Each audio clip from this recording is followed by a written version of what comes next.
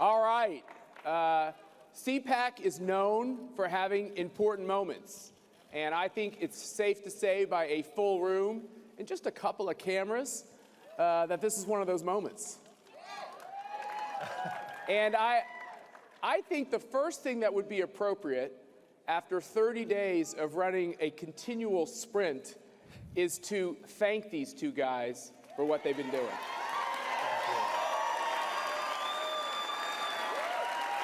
Thank you. Thank you. Well, hey, on that front, I also think it's a perfect moment to thank all of you for helping us elect what will be one of the greatest presidents that ever served this country. All right. And it's because of your work that he made it happen. And Matt, great. I want to thank you for finally inviting me to CPAC. Yeah, there's no, what was the name of the uninvited. The uninvited. Yes. I know there are many alumni out here in the audience. I didn't like the uninvited.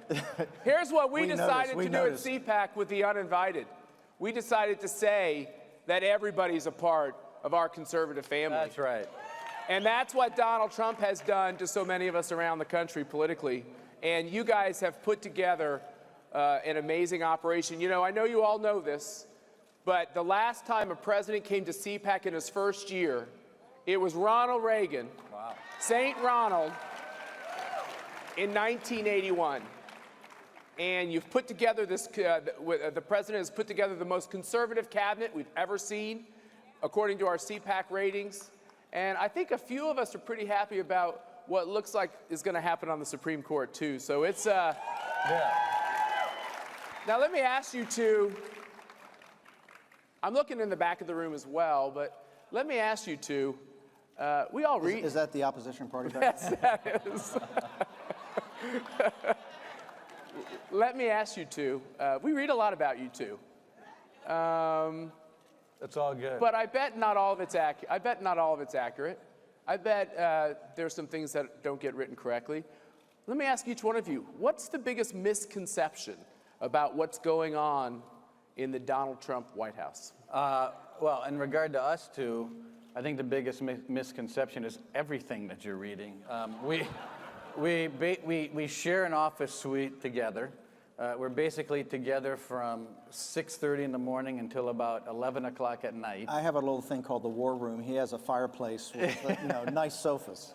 And it's actually something that you all have helped build, which is when you bring together, and what this election showed, and what President Trump showed, and let's not kid ourselves.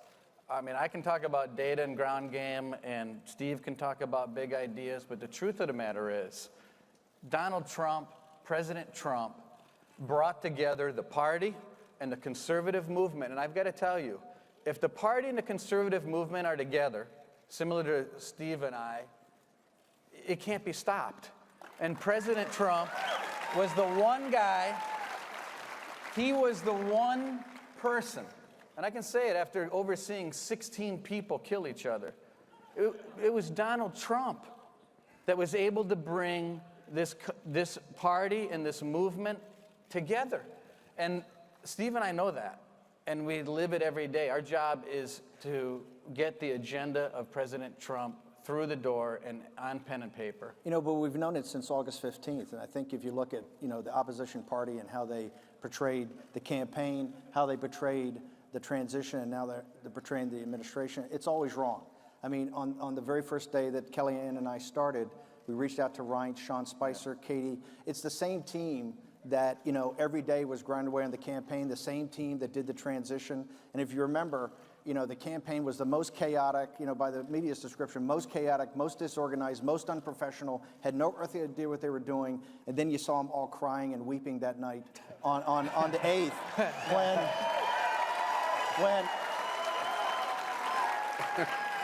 and the reason it worked is President Trump. I mean, Trump had those ideas, had that energy, had that vision that could galvanize a team around him of disparate. Look, we're a coalition. You know, a lot of people think, you know, have strong beliefs about different things, but we understand that you can come together to win, and we understood that from August 15th, and we never had a doubt, and Donald Trump never had a doubt that he was going to win. And I think that that is the power of this movement. And on top of that, first of all, President Trump laid out his vision, was it 4 or 5 years ago here at CPAC?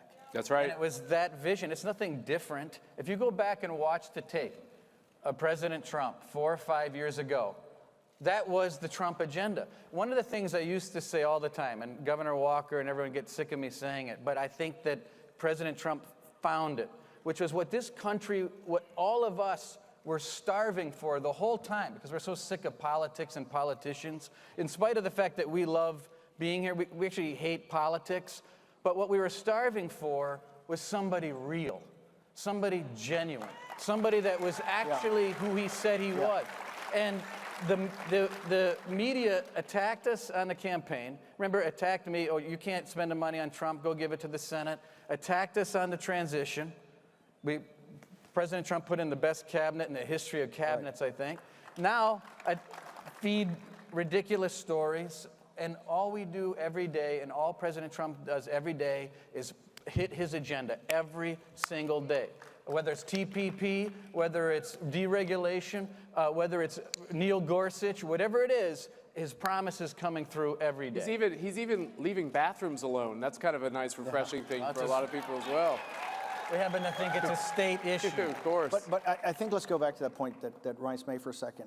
President Trump, when he was running, he made and this is the other thing that the mainstream media or opposition party never caught, is that if you want to see the Trump agenda, it's very simple. It was all in the speeches. He went around to these rallies, but those speeches had tremendous amount of content in them, right? I happen to believe, and I think many others do, he's probably the greatest public speaker in those large arenas since William Jennings Bryan. This was galvanizing. Remember, we didn't have any money. Hillary Clinton, these guys had over $2 billion. We had a couple of $100 million. It was those rallies and those speeches. All he's doing right now is he's laid out an agenda with those speeches, with the promises he made, and our job every day is just to execute on that, is to simply get a path to how those get executed. And he's maniacally focused on that. And I think that's one of the powers of the transition, where many, many people try to come in and try to convince President Trump, hey, you won on this, but this is what you want to do. And he's like, no, I promise the American people this, and this is the plan we're going to execute on. And Reince, and by the way, that's why you've seen the executive orders, what the Supreme Court, the way he's gone through the Supreme Court, and by the way, the other 102 judges that we're eventually going to pick. It's just a methodical, and that's what the mainstream media won't report. Just like they were dead wrong on the chaos of the campaign, and just like they were dead wrong in the chaos of the transition, they are absolutely dead wrong about what's going on today, because we have a team that's just grinding it through on what President Donald Trump promised the American people. And the mainstream media better understand something. All of those promises are going to be implemented. That's awesome. It's been a...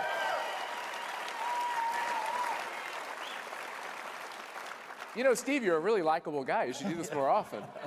Not so bad. He's not so bad. Most of the time. Yeah, exactly. What a 30 days of action. And you guys have touched on some of that action. Each one of you, tell me the one or two things that have happened in the last 30 days that you think are the most critical. And what is the one thing that you just, like you said, Steve, maniacally focused, that has just got to happen early in the administration to really turn this country around? So start first with the first 30 days, then what's that focus after that? So there's a lot that's happened in the first 30 days. Whether, you know, and you look at the world order and some of the things that are going on that I think will be dealt with soon. But the first thing I think is Neil Gorsuch, for a couple things. Number one, we're not talking about a change over a 4-year period. We're talking about a change of potentially 40 years of law, number one. But more important than that, it established trust. It established that President Trump is a man of his word. We always knew that. But when he said, here's 20 names on a piece of paper back in July, remember? And he said, I'm going to pick my judge out of these 20 people that are on this piece of paper. And he did it. That's number one. Because Neil Gorsuch represents a conservative, represents the type of judge that has the vision of Donald Trump, and it fulfills the promise that he made to all of you and to all Americans across the country. Second thing, deregulation. What hasn't been talked about a lot is that President Trump signed an order that puts in place a constant deregulatory form within the federal government. And what it says is for every regulation presented for passage, that cabinet secretary has to identify 2 that that person would eliminate. And that's a big deal. And then lastly, immigration. Immigration, protecting the sovereignty of the United States, putting a wall on the southern border, making sure that criminals are not part of our process. These are all things that 80% of Americans agree with, and these are all things that President Trump is doing within 30 days. Steve.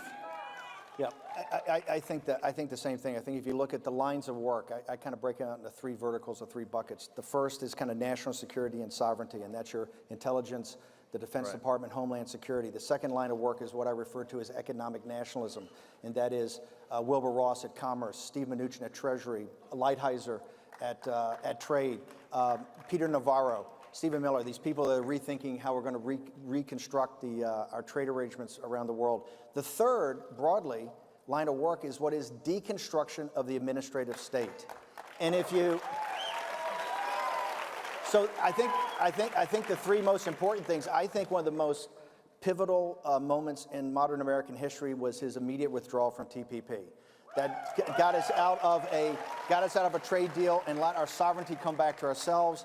The people, the mainstream media don't get this, but we're already working in consultation with the Hill. People are starting to think through a whole raft of amazing and innovative bilateral relationships, bilateral trading relationships with people that will reposition America in the world as a fair trading nation and start to bring jobs, high value added manufacturing jobs back to the United States of America. On the national security part, it was certainly the first 2 EOs that you've started to see implemented here over the last couple of days under General Kelly, and that is the rule of law is going to exist when you talk about our sovereignty and you talk about immigration. General Kelly and Attorney General Sessions are adamant, that, and you're going to start to see, I think, with the defense budget we're going to talk about next week when we bring the budget out, and also with certain things about the plan on ISIS and what General Mattis and these guys think. I think you'll start to see the other part of that. But the third, this regulation, every business leader we've had in is saying not just taxes, but it is also the regulation. And I think the consistent, if you look at these cabinet appointees, they were selected for a reason, and that is the deconstruction. The way the progressive left runs is if they can't get it passed, they're just going to put it in some sort of regulation in an agency. That's all going to be deconstructed, and I think that's why this regulatory thing is so important. We had Dr. Larry Arnn on the stage earlier today, and he brought up the fact that we're promulgating more laws and regulations than we ever have before, and most of that are from these independent agencies that are just on autopilot, and you guys can stop that. And also coming from the federal bunch, as conservatives, we know that a lot of times we fight out the political wars over issues we care about, and then all of a sudden, liberals on the bench, like a lightning bolt out of the sky, just change things. Right. And so what you guys are saying about changing that order is amazing. We all consume a lot of news. We watch and read a lot of things. There's been a great democratization in news. People get their news now from literally hundreds and thousands of sites. What would each of you say, there's all these polls that are being put out again. Is Donald Trump doing a good job? Is Donald Trump doing a bad job? I know what you all think. We've been hearing it all day. What is it that they keep getting wrong? And do you think it ever gets fixed? What does the media keep getting wrong about this Trump phenomenon and what's happening out there in the country? And is there any hope that this changes? I think there's hope that it's going to change. I mean, we sit here every day and the president pumps out all this work and the executive orders and punching through the promises that he made to the American people. So we're hoping that the media would catch up eventually. But we're so conditioned to it. I'm personally so conditioned to hearing about why President Trump isn't going to win the election, why a controversy in a primary is going to take down President Trump. I lived through it as chairman of the party. And it really hit me because it was maybe the summer of 2015. And you remember the media was constantly pounding President Trump. And the polling kept getting better and better and better for President Trump. But it was when I went home and got out of this town and I went back to Kenosha And I talked to my neighbor. And I said, Bob, what do you think? And he goes, man, I really love that Trump. And I said, Sandy, what do you think? She says, we're for Trump. And it was, as you all lived through it too, because you all had different people you were for, but you kept running into your neighbors, and you kept running into people that you know, and what did they kept telling you? They kept telling you, Trump, Trump, Trump. And so, what? Trump. So. Tomorrow, okay? Just be patient.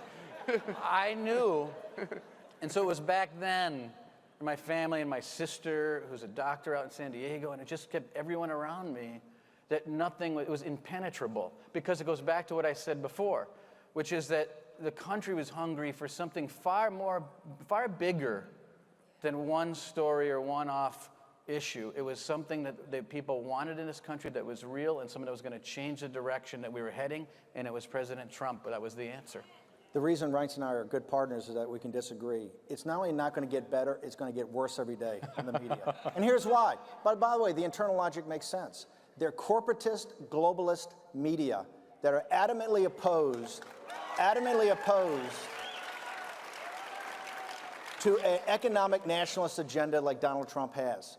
President Trump really laid this out, as Reince said, many years ago at CPAC. It's really CPAC that really originally gave him the springboard. It's the first time at Breitbart we started seeing him and saw how people, his speeches resonated with people. And then he would go out to these smaller town halls later, and really he got traction with the same message he's bringing today. Here's why it's going to get worse, because he's going to continue to press his agenda. And as economic conditions get better, as more jobs get better, they're going to continue to fight. If you think they're going to give you your country back without a fight, you are sadly mistaken. Every day it is going to be a fight. And that is what I'm proudest about Donald Trump. All the opportunities he had to waver off this, all the people have come to him and said, oh, you got to moderate. Every day in the Oval Office, he tells Reince and I committed this to the American people. I promised this when I ran, and I'm going to deliver on this.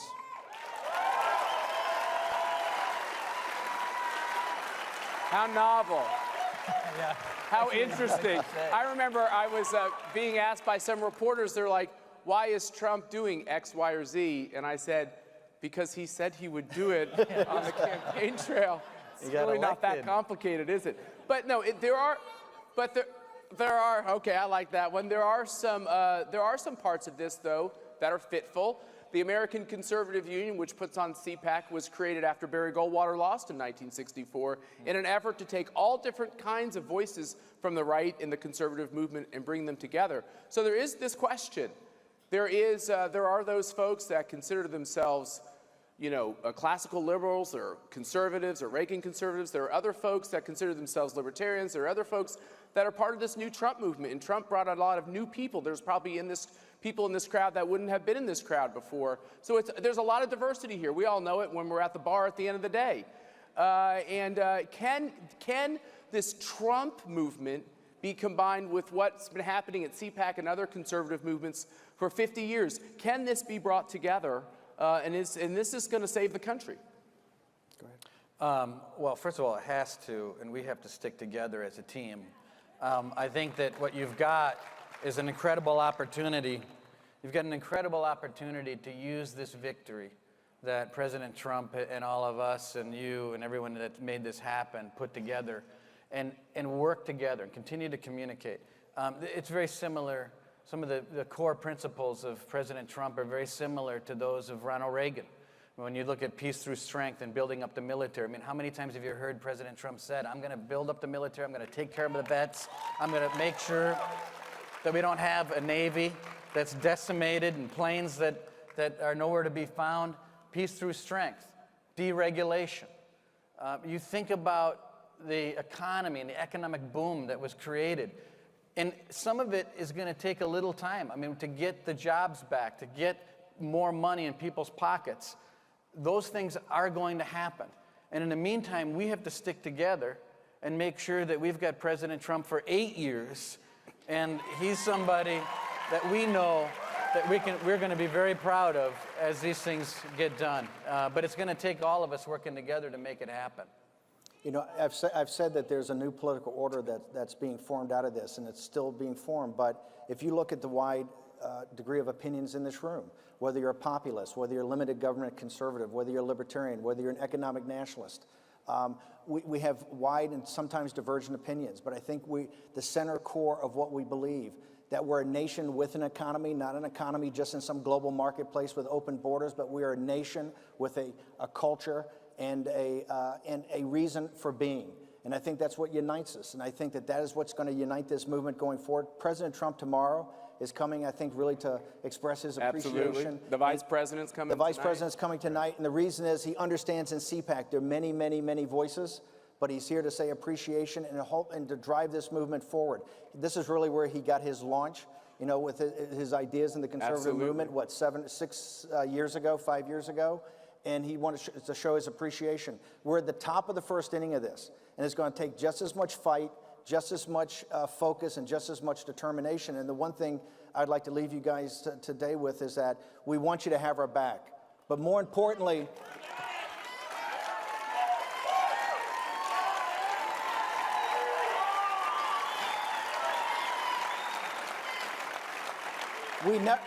by the way, President Trump, we never did that for a second, but also, and more importantly, hold us accountable.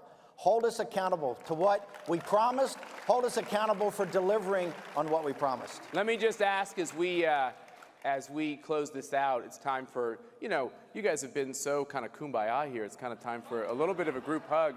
Let me ask you, okay, I'm sorry, I'm going to do the Barbara Walters thing for those of you who remember Barbara Walters. Let me ask you, you've worked really closely with Steve. Right. You say your offices, I know what two offices they are really close to each other. What do you like the most about him? Hold on, let him think. I love how many collars he wears. Interesting look. One thing, we're different, but we're very similar, is that I think that he is very dogged in making sure that every day the promises that President Trump has made are the promises that we're working on every day, number one. Number two, he's incredibly loyal. And number three, which I think is a really important quality as we are working together to see to it that President Trump's vision is enacted, is that he's extremely consistent.